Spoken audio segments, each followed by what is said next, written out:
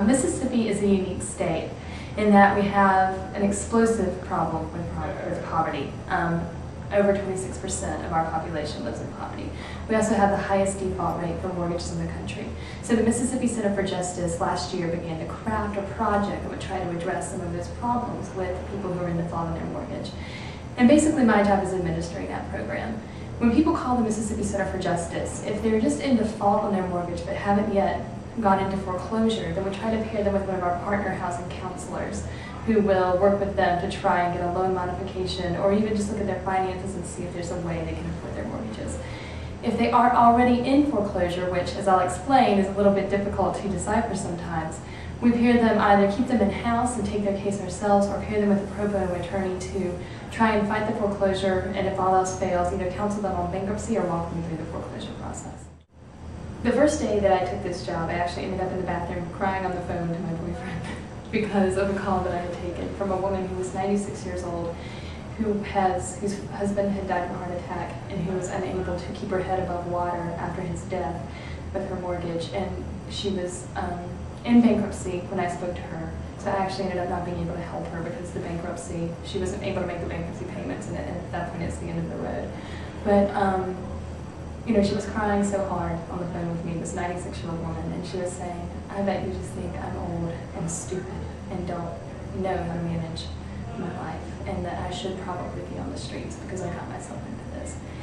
And I'm just thinking about it, I mean, the desperation and the hopelessness in her voice, and so I started telling her, you know, I don't think that at all, I don't think that at all, and just kind of talking to her about how she had gotten to this place and where she was in her life and why it had happened to her. And this was somebody who had had this home for, I mean, she was towards the end of her mortgage. She had had this home for over 20 years, and then her husband died and things just went downhill. She had no children, no help, you know, nobody to come to her rescue. And at the end of the conversation, she said, you are the first person who's taken the time to actually listen to me.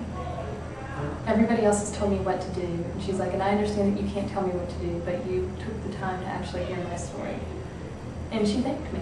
And it impacted me so deeply. And I think that story, for me, even that first day of work, was both kind of my rock bottom. And I've had terrible stories since then of people being ripped off by these home foreclosure scams and contractors who walk away without doing work. But it kind of encapsulates both the high and the low of the work. The low being that there are some people who you want to help so desperately, but you know that there's nothing you can do. And the high being when they acknowledge that even the smallest bit of acknowledgement of their problem and acknowledgement of their humanity is so important to them. Especially in Mississippi, since we are the only public interest law firm, you know, and there are, I'm in the Jackson office and there's an Equal Justice Rights Fellow in the Biloxi office.